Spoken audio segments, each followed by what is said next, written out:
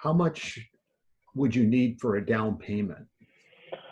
So depending on where you want to live, there is government grants and programs in certain counties and certain areas. If you're below a certain income limit, you can put an asterisk next to how small the down payment you could bring, just based off of government programs that are down payment assistance programs where they grant you that money under the condition that you stay in said home X amount of years. Okay.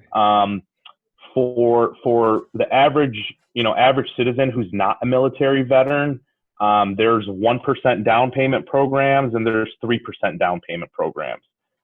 So let's say you're moving into a $200,000 home, you could bring $2,000 to $6,000 to closing, and qualify for a mortgage.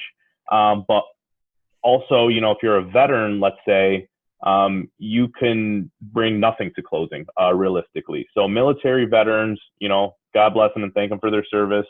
They are allowed more flexibility in terms of the programs and rates that are available to them, as well as the amount of money they would need to bring to a closing table. But 1% to 3% will usually be the smallest down payment you can bring. But a lot of people who don't want to pay mortgage insurance, which is different from homeowners insurance, are required to bring 20% of that home's value to closing if you don't want that mortgage insurance added monthly to your payment. I would say, almost all millennials, unless you're getting a gift from a family member or a friend, are bringing, between 3% to 5%. 1% down payment programs are a little bit more rare, but 5% is usually what we see. 3%, there's still loan programs for you, but 5% is a pretty safe figure. Okay. And ideally, you'd want to have 20% if you don't want to do the mortgage insurance.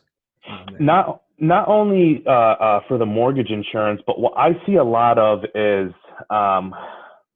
especially in this market where there's a small supply of homes available and there's such a high demand, we're having, I'm talking to realtors and they're saying we're having, 15 offers on a home. Right. And if you're both offering the same price, but you're putting 20% down compared to someone else putting a 5% down payment, the buyer is, almost always going to go ahead and accept the offer with the higher down payment, because that's less money that you would need to qualify for through the mortgage company. So it varies, but, in a competitive market, sometimes it makes sense to put more of a down payment just because it's going to look like a more attractive offer than someone who's putting 1% or 3% down.